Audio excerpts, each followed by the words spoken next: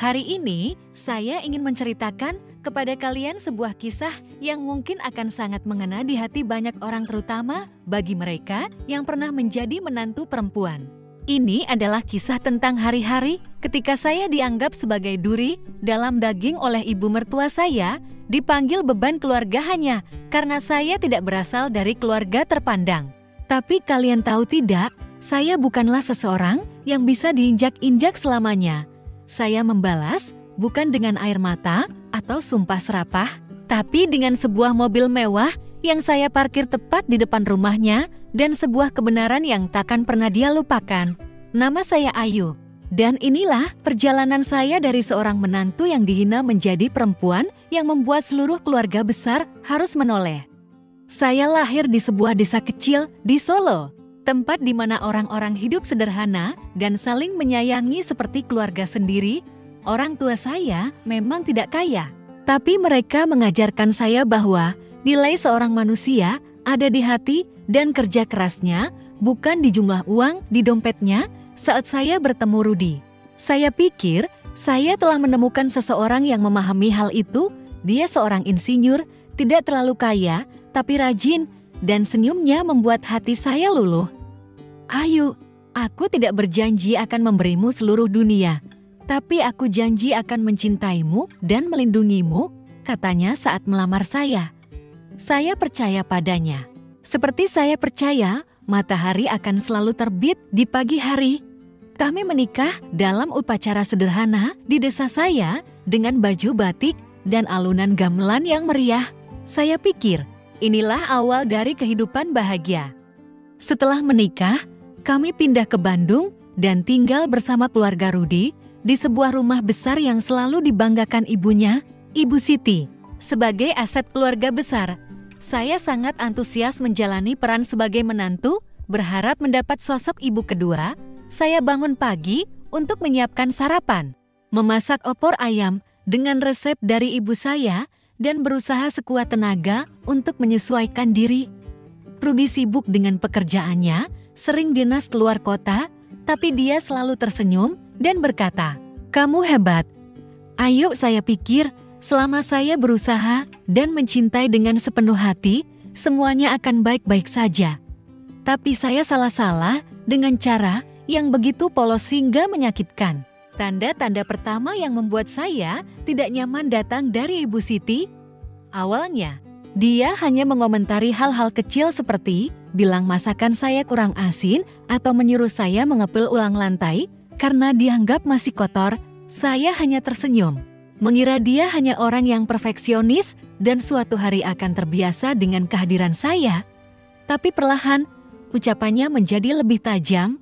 Suatu hari, saat saya sedang merapikan meja makan, dia memandang saya dari atas sampai bawah dan berkata di depan beberapa kerabat, "Rudi nikah sama anak kampung ini tuh buang-buang hidup. Kalau dia nikah sama anaknya Bu Rina, pasti sekarang udah punya rumah gede." Saya berdiri di sana, memegang piring nasi, merasa seperti ditampar. Saya ingin membalas, ingin bilang bahwa saya juga punya harga diri. Tapi saya hanya menunduk dan menelan air mata. Rudi tidak mendengar, dan saya tidak ingin memberitahunya. Saya takut membuat dia berada di posisi sulit dengan ibunya. Sejak hari itu, semuanya jadi makin buruk. Ibu Siti mulai memanggil saya beban keluarga setiap ada kesempatan.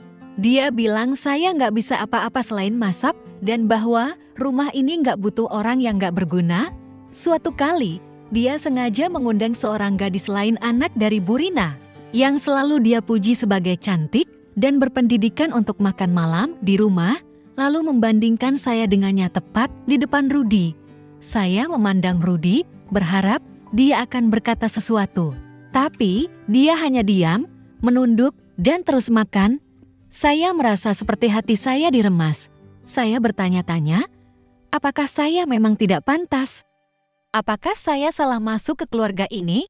Tapi yang membuat saya benar-benar mulai curiga bukan hanya ucapan Ibu Siti. Suatu hari, saat saya sedang membersihkan ruang tamu, saya tanpa sengaja mendengar dia berbicara di telepon dengan salah satu kerabat. "Ayu, cuma sementara aja," katanya dengan suara dingin. Rudi pasti sadar suatu hari kalau dia nggak cocok. Saya akan cari cara biar dia pergi sendiri. Saya berdiri di balik pintu, tangan saya gemetar, tidak percaya dengan apa yang saya dengar. Dia tidak hanya meremehkan saya, dia bahkan ingin mengusir saya dari kehidupan anaknya. Saya ingin masuk, ingin berteriak bahwa saya bukan orang yang bisa dia mainkan, tapi saya tidak melakukannya. Saya berbalik perlahan, air mata menetes, dan bertanya dalam hati, bagaimana saya bisa terus tinggal di rumah ini? Teman-teman, pernahkah kalian merasa bahwa seluruh dunia sedang melawan kalian? Seolah-olah kalian tidak pantas berada di tempat yang selama ini kalian coba sebut sebagai rumah. Saya berdiri di rumah yang dulu saya harapkan menjadi tempat berlindung. Dan saya sadar bahwa kalau saya tidak melakukan sesuatu, Ibu Siti tidak akan pernah berhenti. Tapi saya punya satu rahasia, sebuah rahasia yang tidak dia ketahui, bahkan Rudi pun tidak tahu. Saya bukan hanya gadis desa seperti yang dia pikirkan, dan saya tahu suatu hari nanti saya akan membuat dia memandang saya dengan cara yang berbeda. Tapi pertanyaan terbesar dalam hati saya saat itu adalah, apakah saya cukup berani untuk melakukannya? Teman-teman, sejak hari ketika saya diam-diam mendengar Ibu Siti berkata bahwa saya hanya sementara dalam hidup Rudi, saya merasa seluruh dunia yang saya bangun runtuh seketika. Saya dulu berpikir, selama saya berusaha menjadi menantu yang baik, selama saya mencintai dengan sepenuh hati, maka ibu mertua saya akan perlahan menerima saya. Tapi saya salah, dan kesalahan itu menyakitkan. Kalimatnya saya akan cari cara supaya dia pergi sendiri terus terngiang di kepala saya seperti lagu rusak berulang-ulang tanpa henti. Setiap malam, saya berbaring di tempat tidur, menatap langit-langit dan bertanya, kenapa dia begitu membenci saya? Apa salah saya? Tapi semakin saya berpikir, saya semakin sadar bahwa masalahnya bukan pada saya. Masalahnya ada pada Ibu Siti. Dan saya tidak bisa terus membiarkan dia menganggap saya tidak berharga. Hari-hari berikutnya, saya berusaha tetap tenang, berusaha bertingkah seperti tidak ada yang terjadi.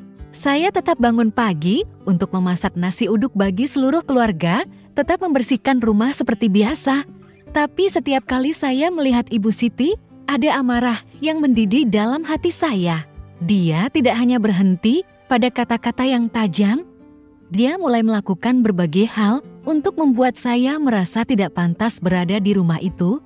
Suatu kali, dia mengundang semua kerabat untuk makan malam dalam rangka Idul Fitri dan di depan semua orang, dia sengaja memberikan saya celemek lusuh sambil berkata lantang, "Ayu, kamu di dapur saja ya, tempat ini memang bukan buat kamu." Semua orang tertawa, mengira itu hanya candaan. Tapi saya melihat tatapannya tatapan merendahkan, seolah saya hanya pantas berdiri di sudut ruangan. Saya menggenggam celemek itu erat-erat, jantung saya berdetak kencang. Ingin sekali berteriak bahwa saya bukan pembantu di rumah ini, tapi saya hanya tersenyum kaku, kembali ke dapur, dan menelan air mata saya. Yang benar-benar membuat saya curiga terhadap niat Ibu Siti adalah bagaimana dia secara terang-terangan mencoba memisahkan saya dari Rudi suatu hari. Ketika Rudi baru pulang dari perjalanan dinas, dia menarik Rudi ke ruang tamu dan berkata, cukup keras agar saya bisa mendengarnya dari dapur. "Rudi, kamu harus pikirkan masa depan. Nikah sama cewek nggak punya apa-apa kayak Ayu. Kamu mau bawa keluarga kita susah selamanya." Saya berdiri di sana, memegang sendok sayur, merasa seperti ditusuk. Rudi hanya menjawab lirih, tidak membela saya, dan diamnya dia jauh lebih menyakitkan dari kata-kata apapun. Saya mulai bertanya-tanya, apakah Rudi juga mulai berpikir seperti ibunya? Apakah dia menyesal menikahi saya? Yang lebih menyakitkan, saya mendengar dari tetangga bahwa Ibu Siti telah mengatur perjodohan antara Rudi dan seorang gadis lain, anak dari Bu Rina. Wanita yang selalu dia puji sebagai berpendidikan dan kaya. Saya tidak bisa mempercayainya. Dia tidak hanya ingin membuat saya merasa tidak berharga, dia benar-benar ingin menghapus saya dari hidup anaknya. Saya mulai lebih peka terhadap keadaan dan semakin saya perhatikan, semakin jelas tanda-tandanya. Suatu kali, saat membersihkan kamar Ibu Siti, saya tidak sengaja melihat sebuah foto. Di atas meja foto Rudi berdiri bersama seorang gadis bernama Nia, anak Bu Rina. Dalam sebuah acara keluarga, di belakang foto itu ada tulisan tangan. Rudi dan Nia, pasangan ideal. Darah saya langsung mendidih. Dia sudah merencanakan semua ini sejak lama, bukan hanya untuk mempermalukan saya, tapi untuk menggantikan saya. Saya menggenggam foto itu dengan tangan gemetar, ingin merobeknya, tapi saya berhenti. Saya berpikir, tidak, Ayu, kamu tidak bisa biarkan emosimu menguasai. Kamu harus melakukan sesuatu yang lebih besar. Perasaan saya waktu itu sangat sulit digambarkan. Saya terluka, marah, tapi juga bingung. Saya bertanya-tanya, apakah aku terlalu banyak berpikir? Apakah aku tidak cukup baik untuk Rudi? Saya ingin percaya bahwa semuanya masih bisa diselamatkan, bahwa jika saya berusaha lebih keras, Ibu Siti akan berubah. Tapi setiap kali dia memanggil saya beban atau sengaja mempermalukan saya di depan keluarga, saya semakin yakin bahwa dia memang tidak menginginkan saya di sana. Saya berbaring di tempat tidur, memeluk bantal, memikirkan semua pengorbanan saya meninggalkan keluarga di Solo. Mengubur impian saya demi menjadi menantu yang baik. Apakah semua itu hanya untuk dibalas dengan penghinaan? Namun kemudian, ada sesuatu dalam diri saya yang berubah. Saya teringat akan rahasia yang saya simpan sejak menikah dengan Rudi, rahasia yang bahkan Rudi tidak tahu. Saya bukan gadis miskin seperti yang Ibu Siti pikirkan sebelum menikah. Saya diam-diam membangun jaringan toko pakaian kecil. Dimulai dari tabungan pribadi saya tidak pernah membanggakannya karena saya ingin menyimpannya sebagai sesuatu yang pribadi. Ingin membuktikan bahwa saya bisa berdiri di atas kaki sendiri. Tapi sekarang, ketika Ibu Siti berusaha mengusir saya dari hidup Rudi, saya tahu saya tidak bisa diam lagi. Saya harus bertindak. Saya memutuskan bahwa saya tidak akan membiarkan Ibu Siti menang. Saya akan menyelidiki lebih jauh tentang rencananya, tentang apa saja yang diam-diam dia lakukan di belakang saya. Dan yang lebih penting, saya akan bersiap untuk melawan bukan dengan teriakan atau air mata, tapi dengan menunjukkan kepada dia bahwa saya bukanlah beban yang bisa dengan mudah dia singkirkan. Saya mulai memikirkan sebuah acara keluarga besar di mana seluruh kerabat berkumpul. Itu akan menjadi panggung saya. Tempat saya membuat Ibu Siti harus berhadapan dengan kenyataan yang tidak pernah dia bayangkan. Teman-teman, pernahkah kalian merasa seperti terdesak sampai ke ujung jurang? Tapi justru di saat itu, kalian menemukan kekuatan yang tidak pernah kalian sadari sebelumnya. Saya berdiri di dapur tempat Ibu Siti selalu bilang saya pantas berada. Dan saya berkata pada diri sendiri, Ayu, kamu tidak bisa biarkan dia mengendalikan hidupmu. Kamu harus tunjukkan siapa dirimu. Saya tidak tahu persis apa yang akan saya lakukan, tapi saya tahu satu hal dengan pasti, saya tidak akan membiarkan Ibu Siti menertawakan saya lagi, dan apa yang akan saya lakukan akan menjadi sesuatu yang tidak akan pernah dia lupakan. Teman-teman, setelah saya mendengar langsung Ibu Siti berkata bahwa dia akan membuat saya pergi sendiri dan melihat foto Rudi berdiri di samping wanita lain dengan tulisan pasangan ideal.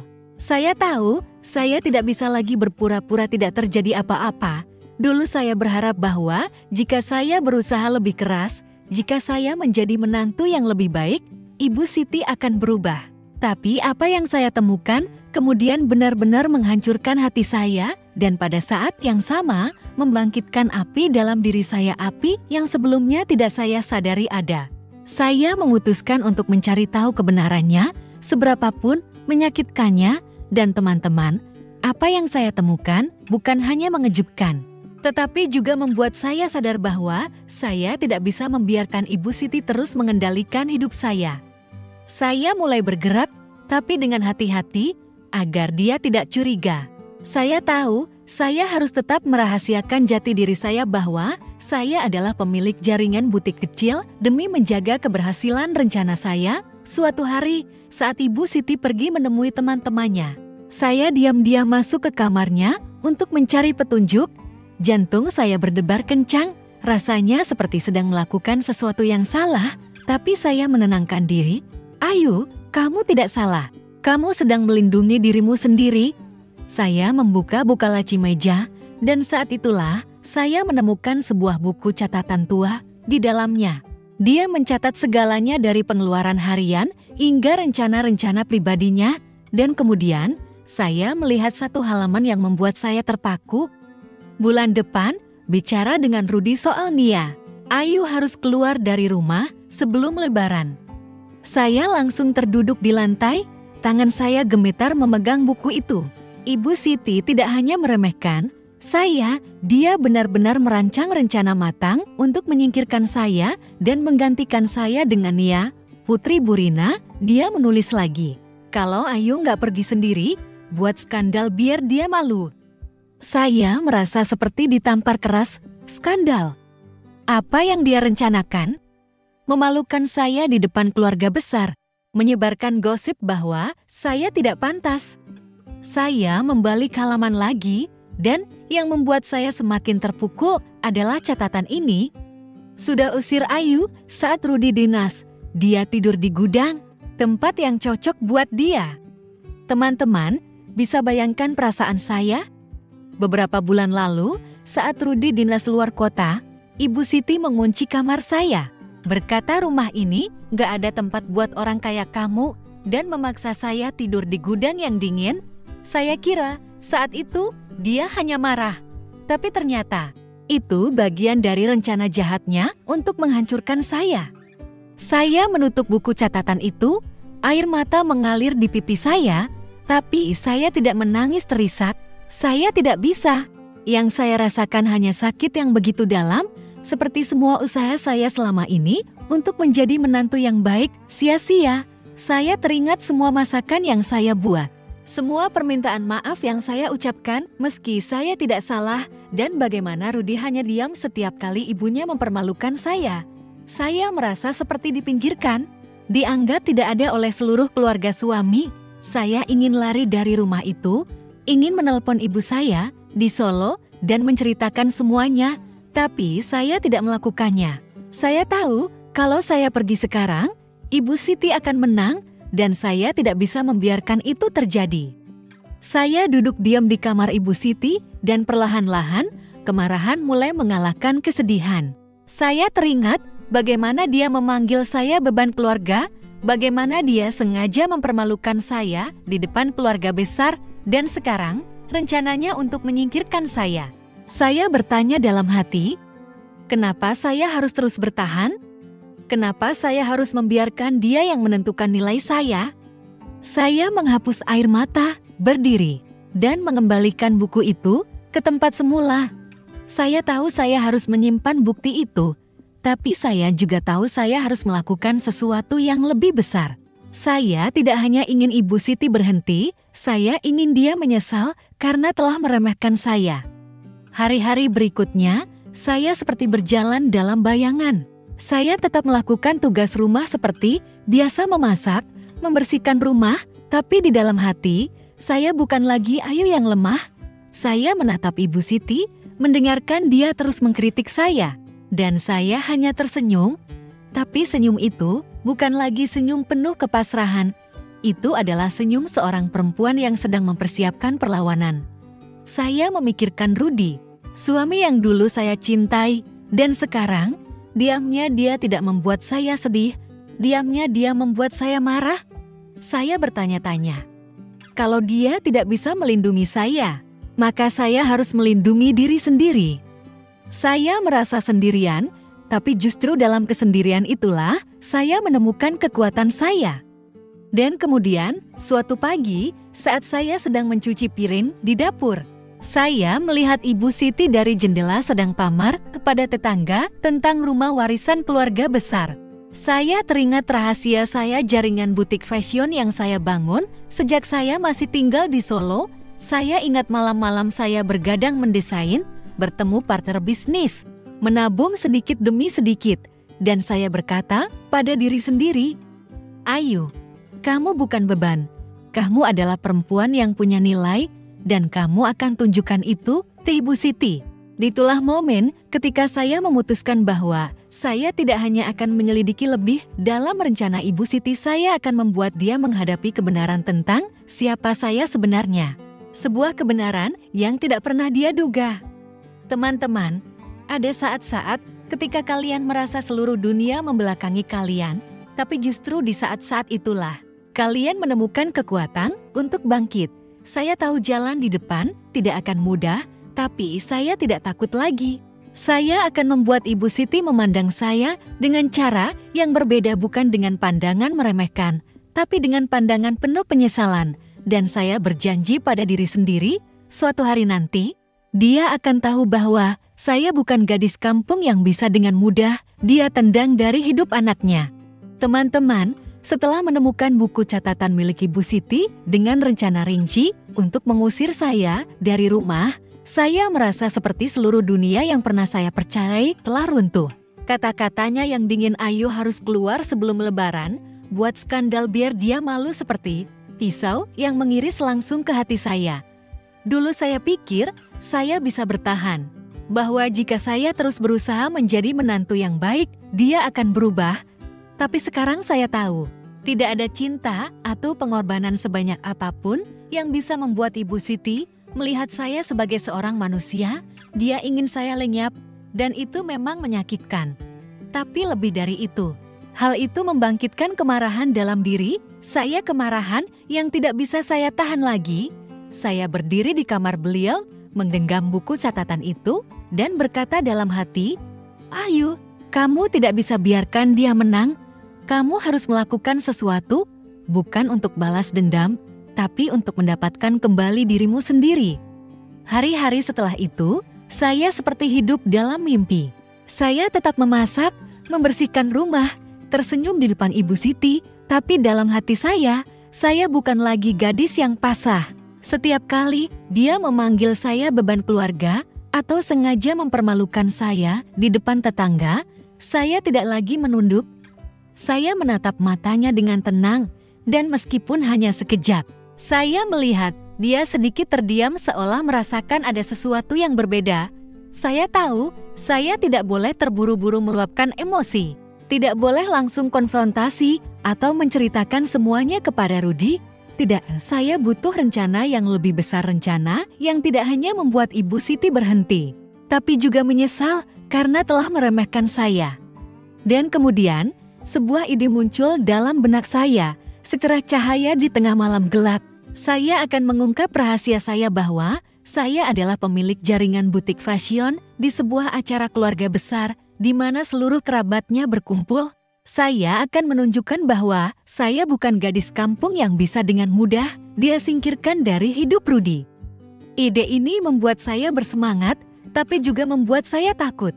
Saya belum pernah menceritakan kepada siapapun, bahkan kepada Rudy, tentang bisnis saya. Sebelum menikah, saya memulai jaringan butik kecil dari tabungan pribadi, bekerja sama dengan para desainer di Solo, dan menjual produk secara online. Saya tidak pernah menyombongkan diri, karena saya ingin menyimpannya sebagai bagian pribadi, tempat di mana saya bisa menjadi diri sendiri tanpa pengakuan dari siapapun. Tapi sekarang, ketika Ibu Siti mencoba menghancurkan saya tahu bahwa rahasia ini bukan hanya kebanggaan saya, ini adalah senjata saya. Saya membayangkan diri saya datang ke acara lebaran keluarga, mengendarai mobil mewah, mengenakan kebaya indah, dan membuat seluruh keluarga besar melihat bahwa saya bukanlah beban seperti yang selalu dikatakan Ibu Siti.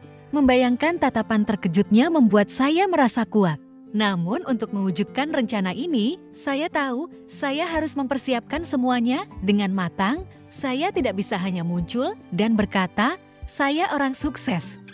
Saya harus melakukannya dengan cerdas, agar tidak ada seorang pun, termasuk Ibu Siti, yang bisa menyangkal kebenarannya. Saya mulai dengan menghubungi kembali tim saya di jaringan butik. Saya menelepon Maya, manajer toko utama di Solo. dan memintanya untuk memberi kabar terbaru soal bisnis. Maya terdengar kaget mendengar suara saya karena saya jarang menghubungi mereka sejak menikah dengan Rudy. "Mbak Ayu, toko-toko kita makin rem. Kita baru buka cabang lagi di Jogja," katanya dengan suara penuh semangat. Mendengar kabar itu, saya merasa bangga, tapi juga sedikit sedih. Saya telah meninggalkan impian saya untuk menjadi menantu yang baik. Tapi sekarang, saya tahu saya tidak bisa terus seperti ini. Saya juga mulai merancang acara lebaran, acara terbesar tahunan keluarga Rudy. Saya tahu Ibu Siti akan mengundang seluruh keluarga besar seperti biasa untuk memamerkan harta warisan keluarga dan citra diri yang ia banggakan. Itulah panggung sempurna bagi saya. Diam-diam saya menghubungi seorang teman di Bandung yang menyewakan mobil mewah. Dan saya memilih satu unit Mercedes putih, cukup mencolok untuk membuat semua orang menoleh. Saya juga memesan kebaya khusus dengan motif yang sangat elegan, agar saat saya melangkah masuk, saya bukan hanya Ayu, tetapi seorang perempuan yang tak bisa lagi diremehkan siapapun. Setiap langkah persiapan membuat saya merasa lebih kuat, seolah saya sedang membangun versi baru dari diri saya. Tapi teman-teman, meskipun saya sudah sangat yakin, tetap saja ada saat-saat saya bertanya, apakah aku terlalu jauh? Apakah semua ini sepadan? Saya memikirkan Rudy, tentang bagaimana dia selalu diam saat ibunya mempermalukan saya, dan saya bertanya-tanya, apakah dia benar-benar pantas diperjuangkan? Tapi lalu saya teringat buku catatan Ibu Siti. Malam saat saya harus tidur di gudang yang dingin, dan saya tahu saya tidak melakukan ini untuk Rudy atau siapapun. Saya melakukan ini untuk diri saya sendiri, untuk Ayu, perempuan yang telah terlalu lama diremehkan. Saya tidak ingin hanya membalas dendam, saya ingin Ibu Siti sadar bahwa dia telah salah, bahwa saya berharga, dan bahwa saya tidak butuh pengakuannya untuk bersinar. Saat saya menatap cermin, mencoba kebaya baru saya merasakan rasa percaya diri yang belum pernah saya rasakan sebelumnya. Saya bukan lagi gadis kampung yang gemetar karena kata-kata Ibu Siti. Saya adalah perempuan yang tahu apa yang dia inginkan. Dan saya tidak akan berhenti sampai dia melihat saya dengan tatapan penyesalan. Saya tahu acara lebaran akan menjadi kesempatan saya untuk mengubah segalanya. Tapi saya juga tahu saya perlu waktu dan perencanaan agar saat saya tampil, tidak ada seorang pun yang bisa mengabaikan saya. Teman-teman, pernahkah kalian merasa seperti sedang berdiri di sebuah persimpangan di mana keputusan yang kalian ambil akan mengubah segalanya? Saya berdiri di rumah ini, rumah tempat Ibu Siti selalu bilang, saya tidak pantas tinggal di dalamnya, dan saya berjanji pada diri saya sendiri, Ayu, kamu akan membuat dia sadar bahwa kamu bukan orang yang bisa dia remehkan. Kamu akan melakukannya bukan dengan air mata, tapi dengan kekuatan dari dirimu sendiri. Dan saya tahu, mulai dari sini, semuanya akan berubah. Teman-teman, saat saya berdiri di kamar kecil, memandangi kebaya mewah yang saya pesan khusus untuk acara lebaran keluarga besar, saya merasakan aliran kekuatan yang mengalir dalam diri saya. Gagasan untuk mengungkapkan identitas saya yang sebenarnya, bahwa saya adalah pemilik jaringan butik fashion di depan seluruh keluarga besar Ibu Siti, membuat saya bersemangat, tapi juga cemas. Saya tahu, rencana saya tidak bisa hanya mengandalkan kemunculan spektakuler dengan mobil mewah dan pernyataan mengejutkan. Jika saya ingin membuat Ibu Siti benar-benar menyesal, jika saya ingin seluruh keluarga suami memandang saya dengan hormat, saya membutuhkan lebih dari itu. Saya butuh bukti, butuh dukungan, dan perlu memastikan bahwa ketika saya melangkah ke pesta itu, tidak ada seorang pun, termasuk Ibu Siti, yang bisa menyangkal kebenaran tentang saya. Saya tidak hanya ingin mempermalukannya, saya ingin membuat dia tidak bisa berkata apapun. Saya menyadari bahwa agar rencana ini berhasil, saya harus memahami lebih dalam situasi keluarga Ibu Siti. Buku catatannya sudah menunjukkan bahwa dia ingin mengusir saya dari rumah. Tapi saya perlu tahu kenapa dia sekeras itu. Apakah karena dia membenci latar belakang saya yang sederhana, atau ada alasan lain? Dan yang lebih penting, saya ingin tahu apakah dia punya kelemahan yang bisa saya manfaatkan. Saya tidak hanya ingin mengungkap kesuksesan saya. Saya ingin Ibu Siti sadar bahwa dia telah melakukan kesalahan besar dengan meremehkan saya dan bahwa saya bisa memengaruhi hidupnya dengan cara yang tidak pernah dia duga. Saya tahu ini terdengar seperti perhitungan, tapi teman-teman, saat kamu didesak ke sudut, kamu akan melakukan apa saja untuk melindungi dirimu sendiri. Saya mulai dengan mengumpulkan informasi lebih lanjut. Suatu hari, saat Ibu Siti pergi menghadiri pernikahan kerabat, saya membuka kembali buku catatannya dan mencatat beberapa detail penting. Seperti catatan tentang utang bank yang dia tulis di beberapa bagian, ini membuat saya penasaran. Rumah yang selalu dia banggakan sebagai aset keluarga besar, ternyata bisa saja tidak sepenuhnya milik mereka. Saya memutuskan untuk menghubungi Lina, sahabat saya sejak kuliah yang kini bekerja di sebuah bank di Bandung. Lina adalah satu-satunya orang yang tahu tentang jaringan butik saya. Karena dulu, dia membantu saya mengurus urusan keuangan saat baru memulai. Saya menelepon Lina dan menceritakan sedikit tentang situasinya tanpa mengungkapkan rencana balas dendam saya. Hanya mengatakan bahwa saya perlu mengecek kondisi keuangan keluarga suami. "Ayu, kamu luar biasa kuat," kata Lina dengan suara prihatin. "Biar aku lihat dulu ya. Tapi kamu harus hati-hati. Kalau ibu mertuamu tahu kamu menyelidiki, bisa kacau." Lina berjanji akan mengecek informasi secara diam-diam. Beberapa hari kemudian, dia menelepon kembali dengan kabar yang mengejutkan saya. "Ayu, keluargamu punya utang besar karena menggadaikan rumah untuk investasi bisnis ayah Rudi yang gagal. Bank sedang menekan mereka, dan kalau mereka nggak bisa bayar, mereka bisa kehilangan rumah." Saya terdiam, menggenggam ponsel erat-erat, tidak percaya. Ibu Siti, yang selalu membanggakan aset dan reputasinya, ternyata sedang berada di ambang kehilangan segalanya. Dan dia masih berani menyebut saya sebagai beban, padahal keluarganya yang sebenarnya butuh bantuan. Berita ini tidak hanya mengejutkan saya, tapi juga memberi saya keuntungan. Saya tahu bahwa ketika saya mengungkap identitas saya di pesta Lebaran, kenyataan tentang kondisi keuangan keluarga Ibu Siti akan semakin membuat dia malu. Tapi saya juga tahu saya butuh sekutu agar rencana ini berjalan sempurna. Saya tidak bisa melakukan semuanya sendiri bukan karena saya lemah, tapi karena saya ingin memastikan bahwa saat saya tampil, seluruh keluarga besar akan mendukung saya. Saya teringat Tante Mira, kerabat jauh Rudi yang dulu juga sering direndahkan oleh Ibu Siti. Karena asal-usulnya, Tante Mira adalah wanita tegas. Dan saya ingat pernah sekali dia berkata, "Ayu, kamu sabar saja, tapi jangan biarkan dirimu diinjak." Saya memutuskan untuk menemui Tante Mira, menceritakan sebagian dari kisah saya tentang bagaimana Ibu Siti mempermalukan saya dan rencananya untuk menggantikan saya dengan Nia. Saya tidak menyebut soal jaringan butik. Tapi saya bilang bahwa saya ingin mengambil kembali harga diri saya di acara Lebaran. Tante Mira mendengarkan, lalu tersenyum miring. Siti selalu merasa dirinya ratu, padahal reputasinya cuma bungkus kosong. "Ayu, saya dukung kamu. Kalau kamu butuh bantuan, tinggal bilang." Saya merasa lega seolah akhirnya saya punya sekutu sejati. Tante Mira berjanji akan hadir di pesta dan siap membantu menghangatkan suasana kalau dibutuhkan. Dengan dukungan Lina dan Tante Mira, saya merasa rencana saya semakin kokoh. Saya tidak hanya punya mobil mewah dan kebaya indah, saya punya informasi, sekutu, dan yang terpenting, saya punya kepercayaan diri. Langkah-langkah persiapan ini membuat saya merasa lebih kuat dari sebelumnya. Saya kembali menghubungi Maya untuk memastikan jaringan butik saya siap meluncurkan kampanye promosi besar.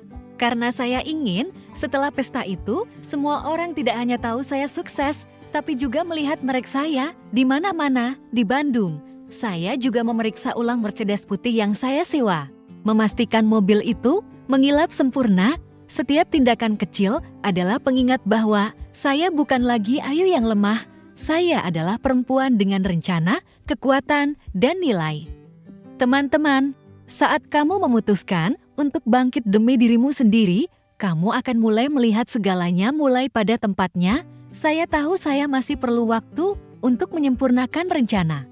Tapi saya tidak takut lagi, saya sudah punya bukti, sekutu, dan tujuan yang jelas membuat Ibu Siti menghadapi kenyataan bahwa saya bukan beban yang bisa dengan mudah dia buang. Saya berdiri di dapur tempat, dia selalu bilang saya pantaskan berada, menatap keluar jendela, dan tersenyum.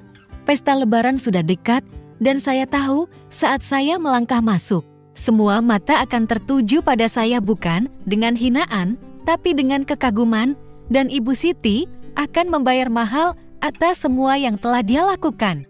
Teman-teman, saat hari perayaan Lebaran semakin dekat, saya merasa seperti sedang bersiap menghadapi sebuah pertempuran, bukan pertempuran dengan senjata atau teriakan, tapi pertempuran untuk harga diri. Saya sudah menyiapkan segalanya, mobil Mercedes putih yang mengilap, kebaya mewah, informasi tentang utang keluarga Ibu Siti, serta dukungan dari Lina dan Tante Mira. Tapi kalian tahu tidak? Meskipun saya percaya diri, tetap saja ada momen-momen ketika jantung saya berdetak kencang. Seolah seluruh dunia sedang memperhatikan saya. Saya berdiri di depan cermin, menatap mata saya sendiri, dan berkata dalam hati, "Ayu, kamu sudah terlalu jauh untuk mundur. Kamu tidak melakukan ini untuk Ibu Siti, atau Rudi, kamu melakukan ini untuk dirimu sendiri." Dan pikiran itu memberi saya kekuatan untuk terus melangkah. Saya tahu, saya tidak bisa hanya menunggu pesta Lebaran untuk menghadapi Ibu Siti. Saya perlu uji coba, menguji reaksi dia, melihat bagaimana dia bereaksi saat saya mulai mengubah sikap. Saya ingin dia merasakan bahwa saya bukan lagi menantu lemah yang bisa dia tindas dengan mudah. Saya ingin dia mulai merasa curiga, meski hanya sedikit. Sebelum saya memberikan pukulan terakhir di pesta nanti, dan kesempatan itu datang secara tak terduga. Pada suatu sore, ketika saya sedang menyiapkan kue nastar untuk lebaranku yang selalu dikritik Ibu Siti sebagai kurang enak, meskipun saya sudah mengikuti resepnya, hari itu Ibu Siti masuk ke dapur, seperti biasa, dengan tatapan menghakimi. Dia melihat piring berisi kue di atas meja, mencibir, dan berkata, "Ayu, kamu bikin beginian buat apa? Siapa juga yang mau makan? Cuma buang-buang waktu." Biasanya, saya akan menunduk, minta maaf, atau diam, dan bereskan semuanya. Tapi kali ini, saya berbeda. Saya menatapnya, tersenyum tipis, dan menjawab dengan suara tenang tapi tegas. "Oh, Ibu, saya cuma ingin menyiapkan untuk Lebaran. Tapi kalau Ibu tidak suka, saya bisa bawa ke tempat lain, tempat yang menghargai usaha saya." Saya sengaja menekankan kata menghargai, dan saya melihat tatapan Ibu Siti sedikit berubah. Dia tidak terbiasa dengan saya menjawab seperti itu. Dia menatap saya, seolah mencari tanda-tanda kelemahan, tapi saya tetap tersenyum, tidak mengalihkan pandangan. "Ayu, kamu ngomong apa sih?" katanya. Nada suaranya mulai meninggi, mungkin karena ingin menjaga harga diri. "Maksud Ibu, kamu harus fokus ke hal yang lebih berguna, bukan bikin yang gak penting begini." Saya tidak membiarkannya melanjutkan. Saya mendekat, tetap tersenyum, dan berkata, "Ibu, saya rasa saya tahu mana yang berguna. Sebenarnya, saya sedang mengerjakan proyek besar, dan saya rasa Ibu akan terkejut melihatnya. Lebaran ini, saya akan membawa hadiah spesial untuk keluarga." Saya sengaja menggantung kalimat itu tanpa memberi penjelasan lebih lanjut, tapi saya melihat wajahnya sedikit mengernyit, seolah mencoba menebak maksud saya. "Proyek? Kamu bisa apa sih?" tanyanya dengan nada meremehkan. Saya hanya tersenyum, kembali membereskan meja, dan berkata, "Ibu tunggu saja. Saya tidak mau membuat Ibu kecewa." Percakapan singkat itu adalah kali pertama saya merasa berada di atas angin. Ibu Siti tidak terbiasa mendapat jawaban dari saya, dan saya melihat dia bingung. Walau hanya sejenak, dia berusaha tetap tenang, tapi saya tahu saya telah menanamkan benih kecurigaan dalam pikirannya. Dia mulai melihat saya dengan cara berbeda, bukan hormat, Tapi waspada. Dan itulah yang saya inginkan. Saya ingin dia mulai bertanya-tanya. Ayu ini sedang merencanakan apa? Kenapa dia berani bicara seperti itu? Saya tahu saat saya muncul di pesta lebaran nanti, kecurigaan itu akan membuat dia semakin terkejut. Reaksi Ibu Siti justru membuat saya semakin percaya diri. Setelah percakapan itu, dia mulai memperhatikan saya lebih sering. Seolah mencoba mencari tahu sesuatu. Suatu kali, saya sengaja meninggalkan ponsel saya di ruang tamu dengan layar menampilkan pesan dari Maya tentang cabang baru di Jogja. Saya tahu dia akan mengintip dan saya ingin dia mulai mempertanyakan apakah saya benar-benar perempuan miskin seperti yang dia kira. Saya juga sengaja mengenakan pakaian yang lebih bagus, tidak mencolok, tapi cukup untuk membuatnya sadar bahwa saya bukan lagi menantu yang pemalu dengan batik lama. Setiap tindakan kecil saya adalah bagian dari rencana bukan untuk pamer, tapi untuk membuatnya merasa tidak nyaman. Saya juga terus menghubungi Lina dan Tante Mira untuk memperbarui perkembangan. Lina mengatakan bahwa utang keluarga Ibu Siti sudah mendekati tenggat waktu dan Ben telah mengirimkan surat peringatan. Ayu, kalau kamu mau, aku bisa bawa informasi ini ke pesta. Tapi harus hati-hati, katanya. Saya mengucapkan terima kasih, tapi memutuskan untuk tidak mengungkap soal utang itu bukan karena saya kasihan pada Ibu Siti, tapi karena saya ingin kemenangan saya datang dari kesuksesan saya, bukan dari mempermalukan dia. Tante Mira justru lebih bersemangat. Ayu, Tante bakal bawa teman-teman Tante ke acara nanti. Biar kita lihat Siti masih bisa sombong apa enggak. Dukungan mereka membuat saya merasa tidak sendirian. Teman-teman, saat kamu mulai bangkit, kamu akan sadar bahwa kekuatan tidak hanya datang dari dirimu sendiri, tapi juga dari orang-orang yang percaya padamu. Saya tahu percakapan di dapur hanyalah langkah kecil, tapi itu adalah langkah pertama yang membuat Ibu Siti melihat saya bukan lagi sebagai mangsa yang mudah. Saya sedang memainkan permainan catur dan setiap langkah saya hitung dengan hati-hati. Pesta Lebaran akan menjadi saat saya membalikan papan permainan. Tapi sebelum itu, saya harus memastikan semuanya siap. Saya berdiri di dalam rumah yang selalu dikatakan Ibu Siti, bukan tempatku, dan aku tersenyum. Aku tahu bahwa ini baru permulaan, dan apa yang akan kulakukan akan membuatnya tak pernah bisa melupakannya. Teman-teman, ketika hari Lebaran tiba, aku merasa seperti sedang berdiri di atas sebuah panggung besar, di mana cahaya sorotan langsung tertuju padaku. Semua yang telah kusiapkan mobil Mercedes putih, kebaya mewah, informasi tentang utang keluarga Ibu Siti, serta dukungan dari Lina dan Tante Mira semuanya membawaku ke momen ini. Aku bukan lagi Ayu, menantu yang disebut beban keluarga dan pernah diusir tidur di gudang. Aku adalah seorang perempuan yang siap merebut kembali harga dirinya. Siap membuat Ibu Siti menghadapi kenyataan bahwa dia telah membuat kesalahan besar karena meremehkanku. Acara Lebaran di rumah Ibu Siti bukan sekadar pertemuan keluarga. Itu adalah panggungku, tempat aku akan membalikan segalanya, dan aku tahu setelah hari ini, tak satu pun dari keluarga besar ini akan melihatku seperti dulu lagi. Acara diadakan di halaman rumah besar Ibu Siti, yang selalu ia banggakan sebagai aset keluarga besar. Seluruh lingkungan Bandung seakan berkumpul di sana dengan puluhan kerabat, teman, dan tetangga berdatangan. Meja penuh dengan opor ayam, rendang, dan nastar yang aku siapkan, meskipun Ibu Siti tak lupa mengatakan kepada semua orang bahwa Ayu cuma bantu sedikit saja. Ia mengenakan kebaya kuning mencolok, berjalan anggun seperti ratu, membanggakan reputasi keluarga, dan bagaimana ia telah membesarkan Rudi menjadi pria sukses. Aku berdiri di sudut halaman, mengamatinya, dan tersenyum dalam hati. Dia tidak tahu bahwa hari ini, semua mata tak lagi tertuju padanya, tapi padaku. Aku sudah mengatur semuanya dengan cermat. Lina dan Tante Mira hadir, siap mendukung kapanpun diperlukan. Aku sengaja datang agak terlambat untuk memastikan semua kerabat sudah berkumpul. Saat aku mengendarai Mercedes putih mengilap kagang menuju rumah Ibu Siti, aku mendengar bisikan dari kerumunan di halaman. Mobil siapa itu? Apa Bu Siti beli mobil baru? Tanya seorang tetangga.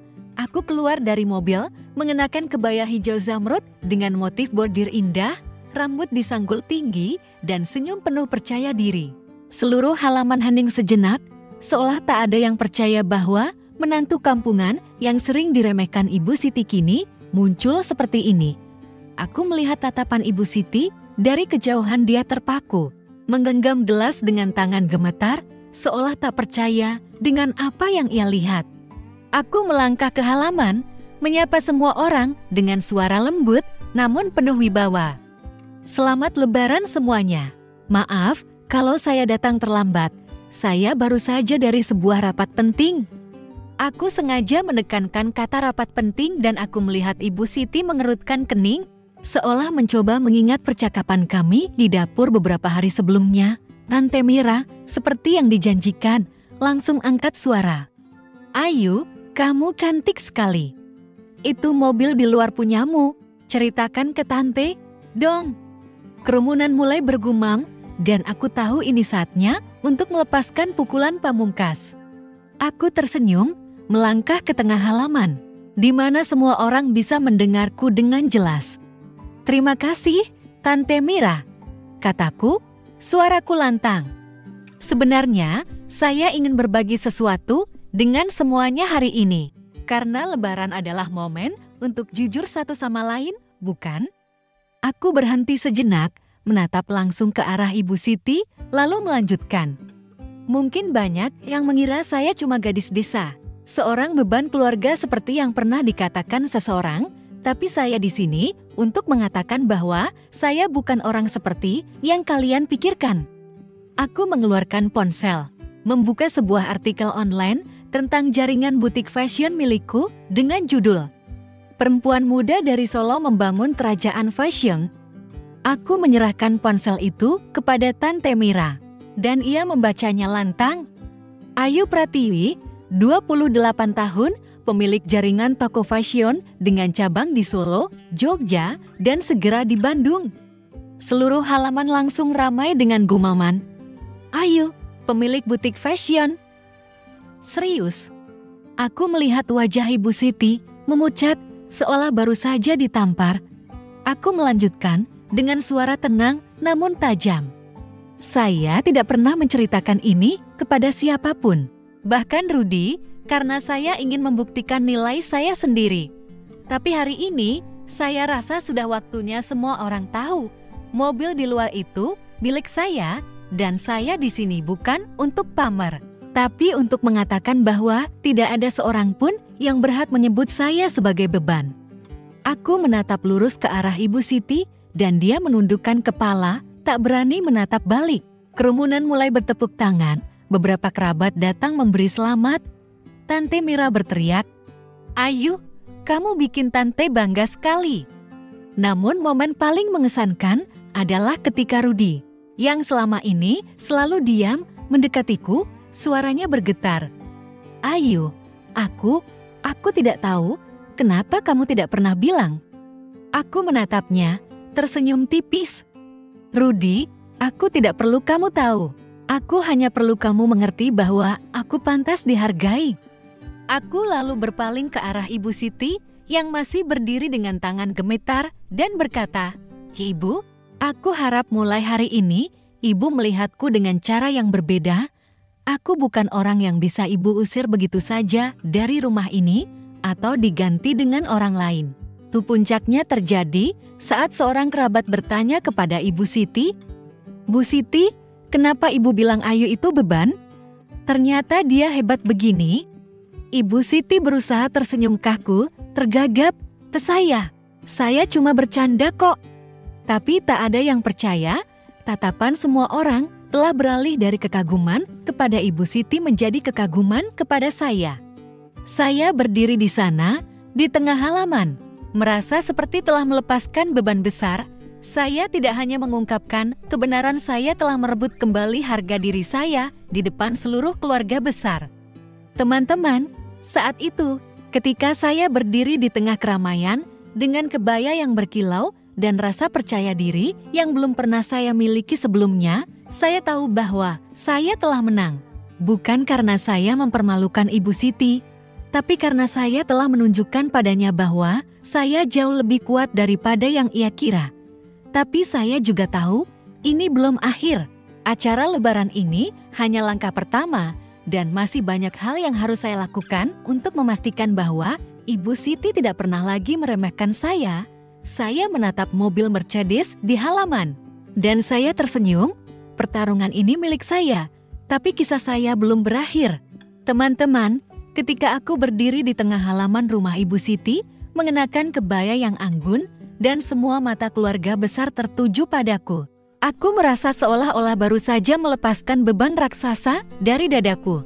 Momen ketika aku mengungkapkan jati diriku bahwa aku adalah pemilik jaringan toko fashion, bahwa mobil Mercedes di luar sana milikku bukan hanya sebuah balasan. Itu adalah pernyataan bahwa aku, Ayu, bukanlah beban keluarga seperti yang selalu dikatakan oleh Ibu Siti. Aku melihat wajahnya pucat pasi, tangannya gemetar, dan pandangannya menghindar saat aku menatap langsung ke arahnya. Tepuk tangan membahana, Tante Mira bersorak memberi selamat, dan Rudy hanya bisa tergagap meminta maaf. Tapi yang benar membuatku puas bukan hanya karena kemenangan atas Ibu Siti. Itu karena apa yang terjadi setelahnya, bagaimana seluruh keluarga, teman, dan bahkan lingkungan sekitar mulai berpaling dari beliau, dan bagaimana akhirnya aku merasa diakui. Reaksi langsung dari para tamu dalam acara Lebaran itu adalah sesuatu yang tak akan kulupakan. Setelah Tante Mira membacakan artikel tentang jaringan toko fashion milikku, halaman rumah dipenuhi suara bisik-bisik. Ayu punya toko fashion? Serius? Ternyata dia sekeren itu. Kerabat-kerabat yang dulu diam saja saat Ibu Siti memanggilku Beban, kini menghampiri, menggenggam tanganku, dan berkata hal-hal yang belum pernah kudengar dari mereka. Ayu, kami bangga padamu. Siti ternyata salah menilaimu.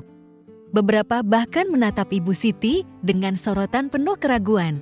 Beliau berdiri, berusaha tersenyum, tapi aku bisa melihat bibirnya bergetar. Seakan menahan rasa malu, saat seorang kerabat tua, Pak Hadi, bertanya langsung, Bu Siti, kenapa dulu Ibu bilang Ayu itu beban? Ternyata dia lebih hebat dari semua orang di sini. Halaman menjadi hening.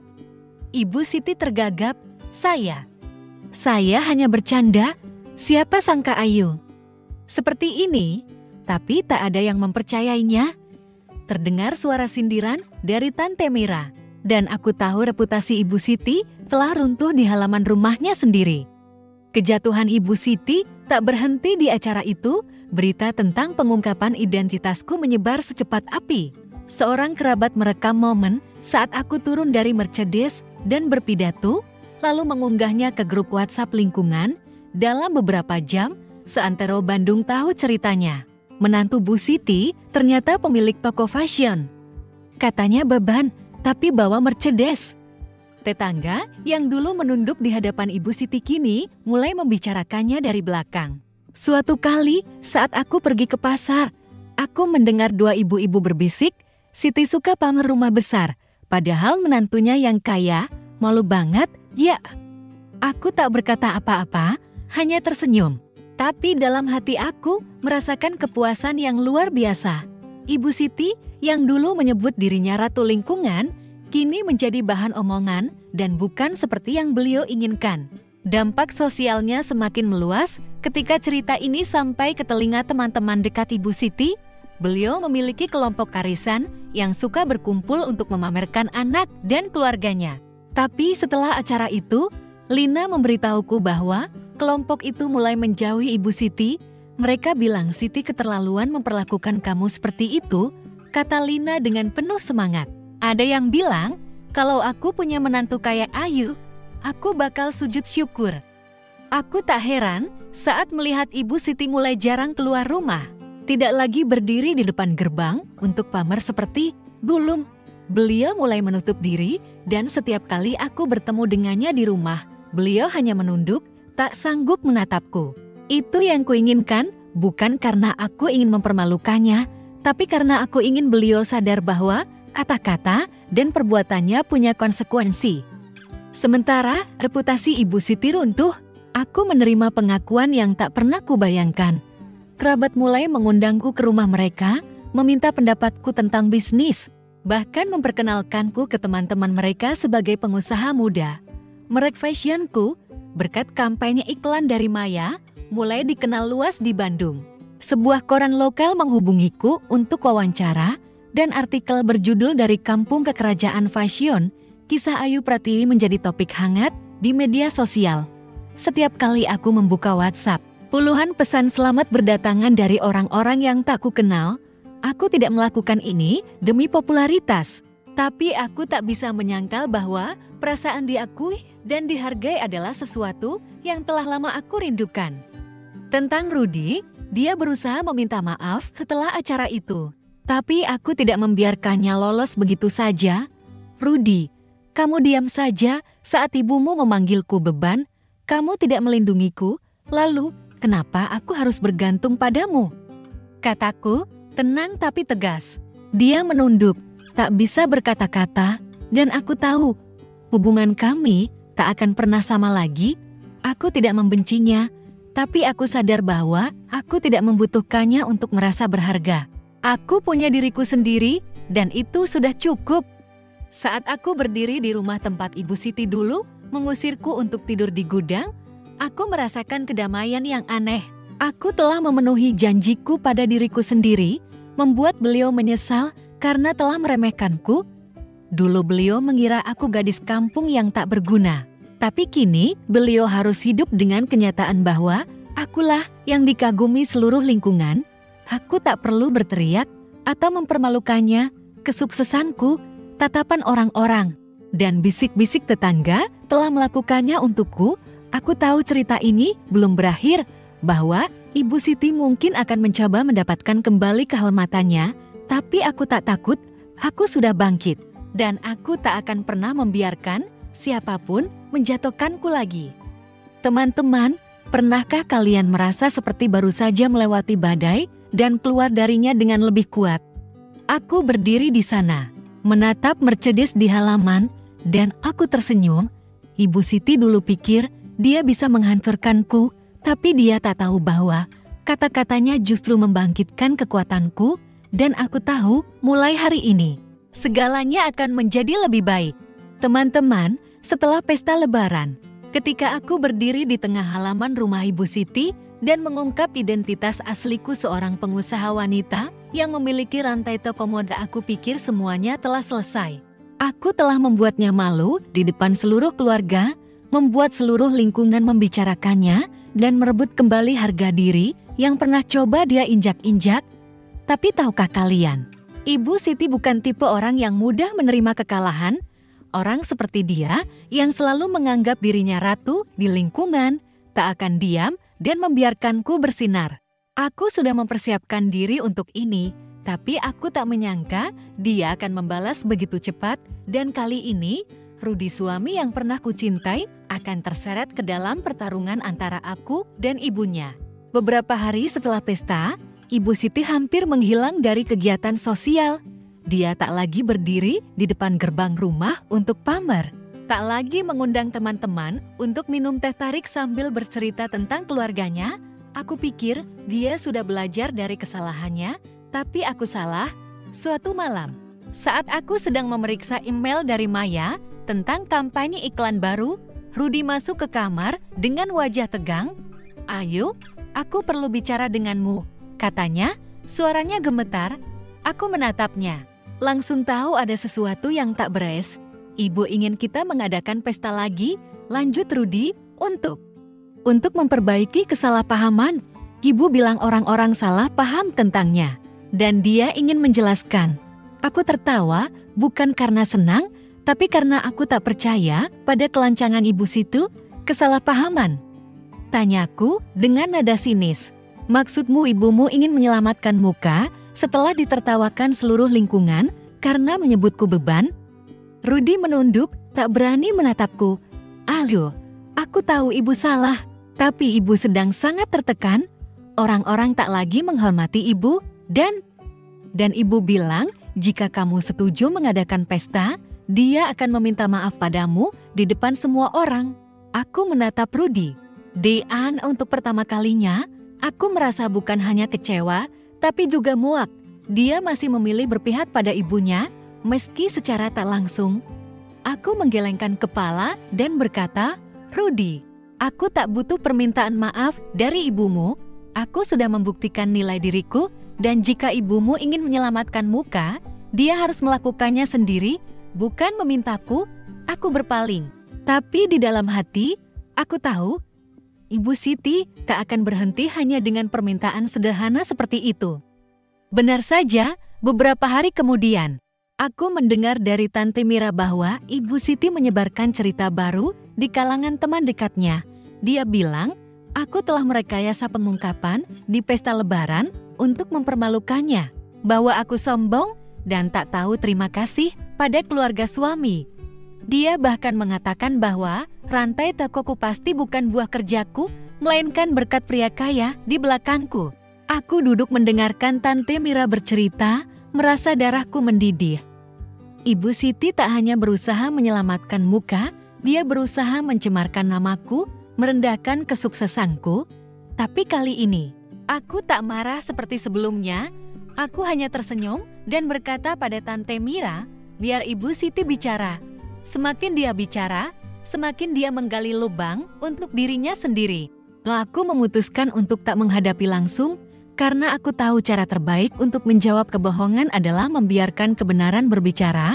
Aku fokus pada pekerjaanku, mendorong kampanye iklan untuk rantai tokoku.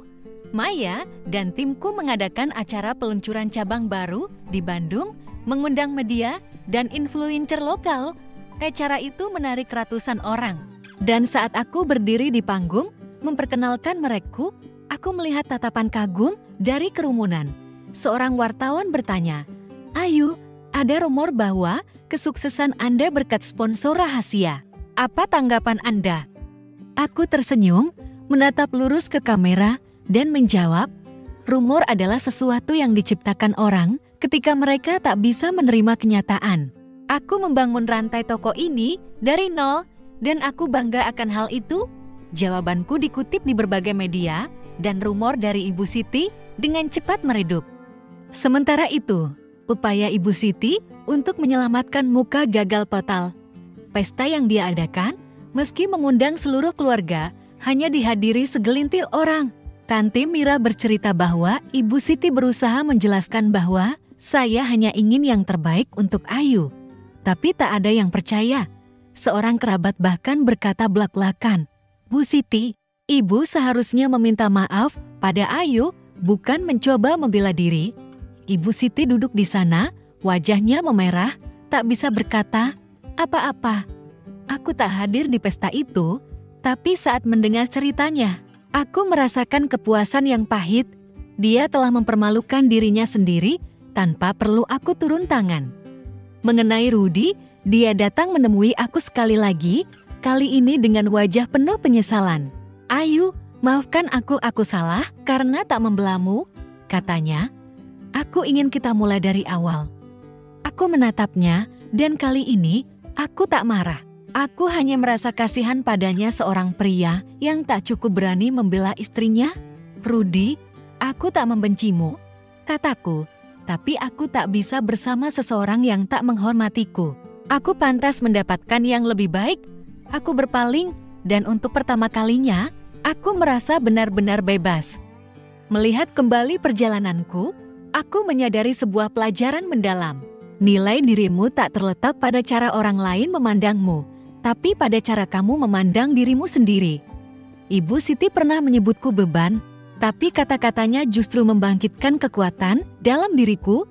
Aku bangkit, bukan untuk membalas dendam, tapi untuk membuktikan bahwa aku berharga. Dan teman-teman, jika ada yang pernah membuat kalian merasa kecil, ingatlah bahwa kalian punya kekuatan untuk mengubah cerita hidup kalian sendiri. Aku berdiri di toko mode baruku, melihat pelanggan tersenyum. Dan aku tahu bahwa aku telah melakukannya. Teman-teman, ketika aku melihat kembali perjalananku dari seorang menantu yang disebut Ibu Siti sebagai beban keluarga hingga menjadi pengusaha wanita yang dikagumi seluruh lingkungan. Aku merasa seperti barusan keluar dari badai besar, pesta lebaran, di mana aku mengungkap identitas asliku dan membuat Ibu Siti menunduk malu, bukan sekadar kemenangan. Itu adalah momen ketika aku menemukan kembali diriku. Momen ketika aku menyadari bahwa tak ada yang berhak menentukan nilai diriku, baik itu ibu mertua maupun suami yang pernah kucintai. Tapi kisahku tak berhenti pada mengalahkan Ibu Siti.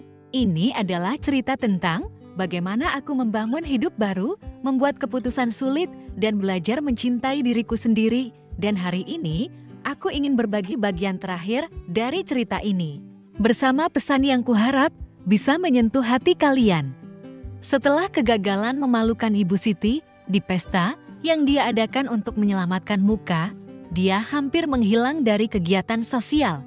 Kata-kata fitnahnya tentangku, rumor bahwa kesuksesanku berkat pria kaya, justru berbalik melukainya, membuatnya semakin terisolasi. Aku mendengar dari Tante Mira bahwa Ibu Siti kini hanya berkeliaran di rumah, jarang keluar, dan ketika bertemu seseorang, dia hanya menunduk menyapa, lalu cepat pergi. Sebagian diriku merasa puas bukan karena aku ingin dia menderita, tapi karena aku tahu dia sedang membayar harga atas perbuatannya. Tapi sebagian besar, aku tak lagi mempedulikannya. Aku sudah menang. Bukan dengan merendahkannya, tapi dengan meninggikan diriku sendiri. Dan kini, aku ingin fokus pada masa depan, bukan masa lalu. Keputusan terbesar yang harus kuhadapi setelah semua ini adalah tentang Rudy dan pernikahan kami. Setelah aku menolak tawaran memulai kembali darinya, Rudy tak langsung menyerah. Dia terus mengirim pesan, menelepon, bahkan datang ke toko modeku di Bandung untuk meminta maaf. "Halo, aku tahu aku salah," katanya, matanya memerah. "Aku tak pantas untukmu, tapi aku ingin memperbaiki semuanya. Beri aku kesempatan."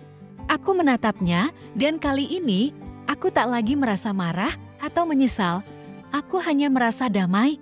Aku menyadari bahwa cinta tak cukup untuk mempertahankan pernikahan tanpa rasa hormat. Rudy diam ketika ibunya menghinaku, membiarkanku sendirian di hari-hari tergelapku. Dan aku tak bisa hidup seumur hidup dengan seseorang yang tak membelaku. Aku menarik napas dalam-dalam, menatap mata Rudy, dan berkata, "Rudy, terima kasih atas hari-hari yang kita lalui. Tapi aku tak bisa melanjutkan pernikahan di mana aku harus berjuang untuk dihormati. Aku pantas mendapatkan seseorang yang mencintai dan melindungiku, dan aku tak akan menerima kurang dari itu." Dia menunduk, air mata mengalir, tapi dia tak berkata apa-apa lagi. Aku berpaling, dan ketika pintu tertutup di belakangnya, aku merasa seperti menutup babak menyedihkan dalam hidupku. Aku memutuskan untuk bercerai. Bukan karena aku membenci Rudy, tapi karena aku cukup mencintai diriku sendiri untuk tahu bahwa aku berhak atas hidup yang lebih baik. Dengan keputusan itu, aku mulai membangun hidup baru, hidup di mana aku adalah pusatnya. Rantai toko modeku terus berkembang dengan cabang baru di Bandung yang menarik ratusan pelanggan setiap hari. Aku mempekerjakan lebih banyak karyawan, memperluas lini produk, dan bahkan memulai proyek amal, mendukung perempuan muda di Solo untuk memulai usaha. Setiap hari, aku bangun dengan semangat, tahu bahwa aku hidup untuk passion dan tujuanku sendiri. Aku juga lebih sering pulang ke Solo, menghabiskan waktu dengan ibu dan adikku, yang selalu percaya padaku, bahkan ketika aku meragukan diriku sendiri.